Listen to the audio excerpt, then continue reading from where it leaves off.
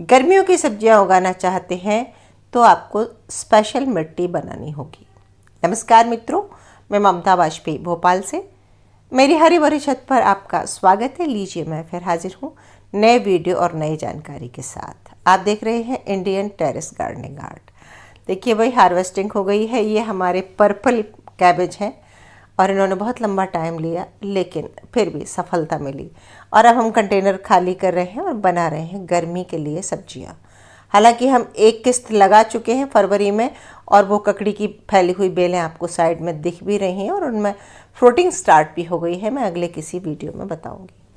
लेकिन अब मैं जो मिट्टी बनाऊंगी, क्योंकि अब मार्च में, मतलब जो पौधे मैं मार्च में लगा रही हूँ उधर वो अप्रैल मई में फलेंगे। तो अप्रैल मई में गर्मी बहुत होती है, तो हमें ऐसी मिट्टी चाहिए जो मॉइस्चर ज़्यादा रोक सके।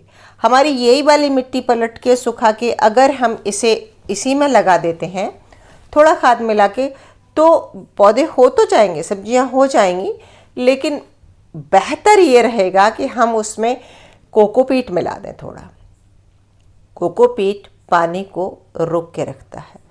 तो जितनी भी हमारी मिट्टी है उसमें हम कोकोपीट भी मिलाएं और अच्छी क्वांटिटी में खाद भी मिलाएं। जैसा कि हम हमेशा कहते हैं कि 30% के आसपास खाद हो, और अब इसमें 10% कोकोपीट हमने ऐड कर दिया है।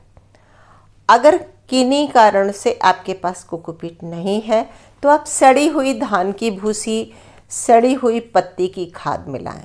साथ ही जब आप कंटेनर भर रहे हैं तो उसकी तली में जो हमारा ये गत्ता होता है ना, कार्टन जो निकलता है, उसकी टुकड़े बिछा दें ताकि वो टुकड़े नीचे तक मॉइस्चर को रोक के रखें। और अगर आप कोई बेल वर्गीय सब्जी लगा रहे हैं उसमें, तो आप ऊपर की मिट्टी को भी मल्च करके रखेंगे तो मॉइस्चर होल्ड करके रहेगा।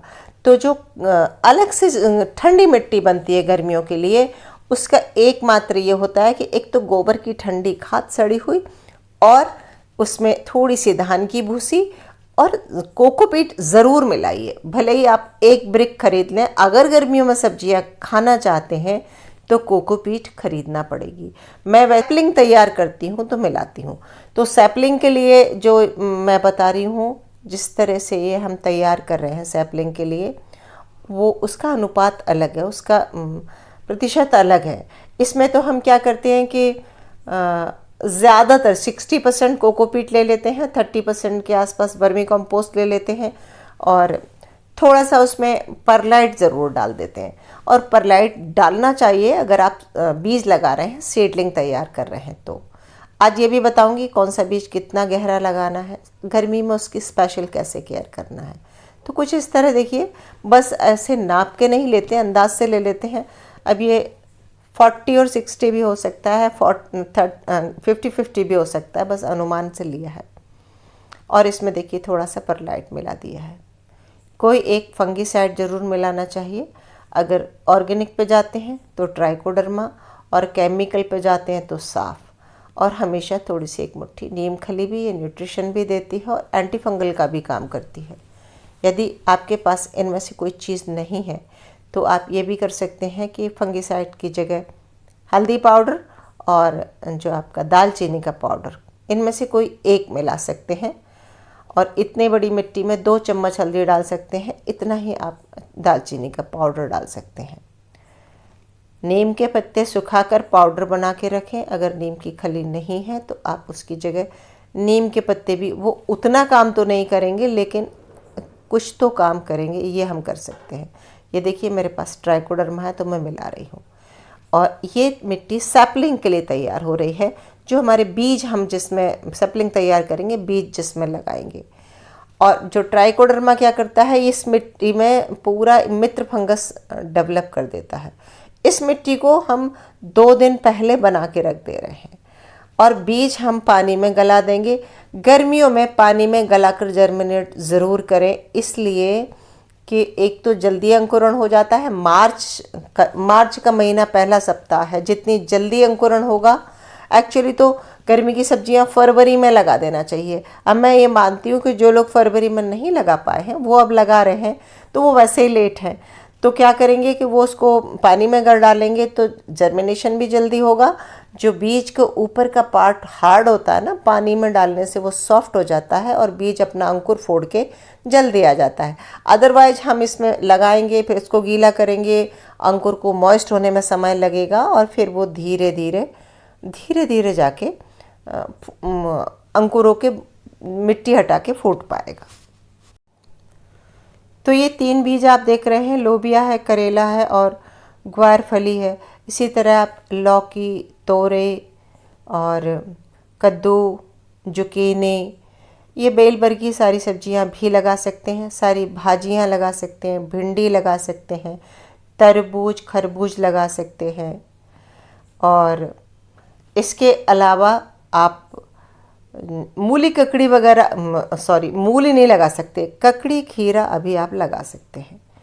जो बीज बड़े हैं उन्हें ज़रूर गलाएं। ये तो देखिए ग्वारफली के बीज हैं, ये नहीं भी गलाएंगे, डायरेक्ट डाल देंगे तो निकल आएंगे। लेकिन लौकी, तोरई हैं जो हार्ड बीज हैं, जिनका ऊपर का पार्ट बहुत हार्ड होता है, उन्हें गला देना चाहिए। और हमने 12 घंटे पानी में डाला।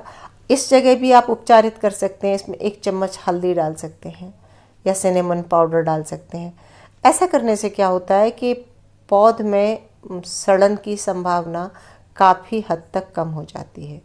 जब 12 घंटे में बीज फूल कर मुलायम हो गया है, तब उसको किसी टिश्यू पेपर में ढक के और हमने 2 दिन के लिए छोड़ दिया और ऐसे अंधेरी जगह में पॉलीथीन में पैक करके रख दिया था। तो देखिए अंकुरण हुआ है। अब इस बीज को कितनी गहराई में लगाना है? अगर बीज बड़ा है तो उसको 1 इंच तक गहरा लगा देते हैं। लौकी देखिए बड़ी है ना। और जहाँ हम इस बीज को लगा रहे हैं, तो अगर गर्मियाँ हैं तो उस जगह पहले आप 1 मुट्ठी कोकोपीट का वो मिक्सचर डालें जो सैपलिंग के लिए तैयार किया था। फिर बीज रख दें और उसी मिक्सचर से ढक दें। ऊपर से फिर हल्की सी लेयर मिट्टी की डाल दें। तो वो मिक्सचर क्या है कि मॉइस्चर रोक के रखेगा, तो बीज के आसपास जो मिट्टी रहेगी वो मॉइस्ट रहेगी और अगर मॉइस्चर मिलेगा तो बीज जल्दी अंकुरित होगा और डिहाइड्रेटेड नहीं होगा। और अगर बीज छोटा है, अगर सर्दियों का बीज होता है जैसे कि पत्ता गोभी, फूल गोभी का राई की तरह बीज होता है, तो बीज की साइज छोटी है तो हमें उसे बिल्कुल ऊपर ज़रा सा उंगली से दबा देना है। ककड़ी का बीज छोटा है तो उंगली से ज़रा सा दबा देते हैं। आप इस तरह पैकेट में भी लगा सकते हैं। पैकेट में लगाने का एक फ़ायदा है कि इतने बड़े पैकेट में काफ़ी मिट्टी बनती है और जर्मिनेट होने के बाद भी 10 से 15 दिन, 20 दिन तक आराम से ये इसमें सर्वाइव करेगा। जब 4 पत्तियां हो जाएंगी तब हम इसको ट्रांसप्लांट करेंगे। लेकिन अगर पैकेट नहीं है तो आप सीडलिंग ट्रे में भी लगा सकते हैं। ये देखिए करेला है, आपके पास जो उपलब्ध हो आप उसमें लगाइए। अगर कुछ भी ना हो तो जो डिस्पोजेबल ग्लास आते हैं, मैं कई बार कागज़ के ग्लास में भी उगाती हूँ, प्लास्टिक के ग्लास में भी उगाती हूँ।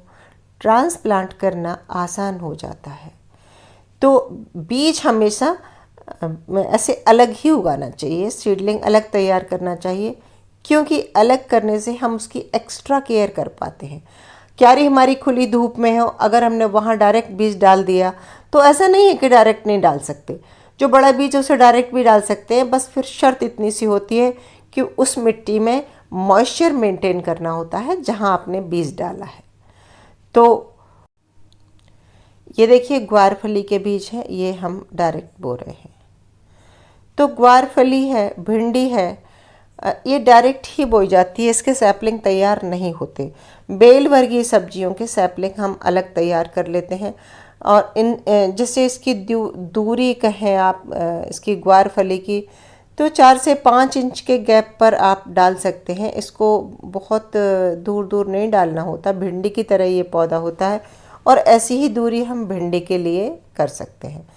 जहाँ तक बीजों की बात है तो हाइब्रिड के ही बीज लें, खास करके गर्मी में। बरसात की बात अलग है, बरसात में आप जो देसी बीज हैं वो भी उगा सकते हैं, सर्दियों में भी उगा सकते हैं देसी बीज। लेकिन हाइब्रिड में चूँकि सब्जी होती नहीं है, तापमान बहुत ऊपर चला जाता है, तो ये कुछ बीज इस तरह क्रॉस पॉलिनेट करके तैयार किए जाते हैं जो गर्मी में भी फ्रूटिंग दे देते हैं। वैसे तो देखिए बड़े पैमाने पर लोग पॉली हाउस में इनको उगाते हैं और उनके उनके स्वभाव के हिसाब से टेम्परेचर मेंटेन करके रखते हैं। हम वो नहीं कर सकते हैं, तो हम इसीलिए मिट्टी में कोकोपीट मिला रहे हैं। साथ ही हम बीज को जर्मिनेट कर ले रहे हैं। जहाँ बीज रख रहे हैं वहाँ थोड़ा सा कोकोपीट डाल के, वर्मी कंपोस्ट डाल के उसको मॉइस्चर को रोकने की कोशिश कर रहे हैं। तो अब मैं समझती हूँ कि आप ये समझ गए होंगे कि मिट्टी पे कितना काम करना है। आपने एक अच्छी सी मिट्टी तैयार कर ली और उन्नत किस्म के हाइब्रिड बीज आप ले आए हैं। अब आप जो उगा सकते हैं उन सब्जियों के नाम सुन लीजिए। तो बेल भर की सारी सब्जियां, लौकी, कद्दू, तोरई, खीरा, ककड़ी, तरबूज, खरबूज सब उगा सकते हैं। लेकिन गर्मियों की जो सब्जियां होती हैं, इन्हें जैसे ये ज़मीन पे फैली हुई है बेल और आप हार्वेस्टिंग देख रहे हैं, ऐसे इन्हें ज़मीन पर डालना चाहिए, न कि मचान। वैसे हम सर्दियों में मचान बनाकर या पेड़ पर चढ़ाकर भी उगाते हैं। मचान बनाने से जब फ्रूट नीचे की ओर लटकता है तो ग्रेविटेशनल फोर्स की वजह से वो लंबा हो जाता है। देखिए ये लौकी टेढ़ी हो रही है क्योंकि ये फ्लैट सरफेस पर है। यही अगर मचान पे होती तो ये बहुत लंबी बड़ी सी लौकी हमको मिलती। लेकिन गर्मियों में गलती नहीं करें क्योंकि लू चलती है। और अगर क्यारी में भी उगा रहे हैं, अगर आप ग्रो बैग में भी उगा रहे हैं, तो उसका मंडप बहुत नीचे बनाएं ताकि क्यारी में से जो भाप उठे, एक मॉइस्चर मेंटेन रहे। तो आप अभी इनके बीज लगा सकते हैं, पैकेट में लगा सकते हैं, और अगर आपने फरवरी में लगा दिए तो बहुत ही अच्छा। अगली सब्जी जो है उसमें मैं नाम लूँगी, बैगन है, मिर्च है, टमाटर है। टमाटर के लिए मैं स्पेशल बताऊंगी कि यदि आप लगाने में और थोड़ा लेट हो गए, अगर 15 मार्च तक नहीं लगा पाए, तो आपका पेड़ तो हो जाएगा लेकिन आगे फ्रूटिंग नहीं मिलेगी। अधिक टेम्परेचर में टमाटर के फूल में पॉलिनेशन नहीं होता। तो टमाटर एक्चुअली फरवरी के आखिरी सप्ताह तक, मार्च के पहले सप्ताह में उगा ही लेना चाहिए। अगर तैयार सैपलिंग आपको नर्सरी वगैरह में मिलते हैं तो आप ले आइए, टमाटर बहुत अच्छे से लगा सकते हैं। मिर्च और बैंगन बिल्कुल आराम से लगा सकते हैं, वो कभी भी आसानी से हो जाते हैं। ये पुरानी मिर्च जिसकी प्रूनिंग कर दी थी उसमें फिर अंकुरण हो गया है। भिंडी लगा सकते हैं, और भिंडी गर्मी में बहुत अच्छी होती है। मैं अक्सर भिंडी नहीं लगाती हूँ क्योंकि बहुत सारे कंटेनर चाहिए, मेरे पास वो उतनी जगह नहीं है। यदि आपकी लंबी सी क्यारी है या आपका वो जो बड़ा वाला ग्रो बैग आता है, आप अगर वो खरीद रहे हैं तो आप उगा सकते हैं। और हाँ, गर्मियों में पुदीना उगाया ही जाता है। आपका जो पुराना पुदीना हो उसको इस तरह से आप प्रून कर दें, और प्रूनिंग के बाद आपके पास बहुत बढ़िया घना पुदीना आपको मिल जाएगा। पुदीना में हमेशा यही होता है, लोग कहते हैं ना हमारा पुदीना ख़राब हो गया। इसकी कटिंग चाहिए, इसको लगातार कटिंग करते रहेंगे। जितना कटिंग करेंगे उतना नई ब्रांचेज आएंगी और ज़मीन में धीरे और आगे ये बढ़ता जाता है। ये कंटेनर में है, अगर आप क्यारी में लगाएंगे ना तो ये अतिक्रमण कर लेता है, जंगली बेल की तरह उगता है। पुदीने के साथ साथ आप भाजी वर्गी सब्जियों में पालक लगा सकते हैं, और चौलाई लगा सकते हैं, लाल भाजी एमरंथस लगा सकते हैं। क्या नहीं लगा सकते? मेथी नहीं होगी अब, क्योंकि मेथी को गर्मी बिल्कुल पसंद नहीं है, और वो गर्मी में आपको फंगस लग के उग तो जाएगी लेकिन उगने के बाद वो मर जाएगी। तो आपने अभी तक नहीं लगाई हैं अगर गर्मी की सब्जियां, तो अभी आप सीड सोइंग कर सकते हैं। मैं एक बार फिर से रिपीट करती हूँ सब्जियों के नाम, जिसमें से जो मैंने लगा दी है। सबसे पहले वो मैंने पतली वाली ककड़ी लगा दी है, खीरा लगा दिया, बैगन की पॉट डाल दी है, मिर्च लगा दी है, टमाटर लगा दिया है। आप भिंडी भी लगा सकते हैं, तरबूज, खरबूज, लौकी, कद्दू, तोरई। और ये जो फरवरी में जो सब्जियां लगी थी, वो देखिए इतना नीचा मचान बनना चाहिए। वो बहुत नीचा सा मचान बनाकर आप शुरुआत कर सकते हैं। तो बस आज की वीडियो में इतना ही, और कैसा लगा वीडियो कमेंट करके ज़रूर बताइए। मिलते हैं अगले वीडियो में।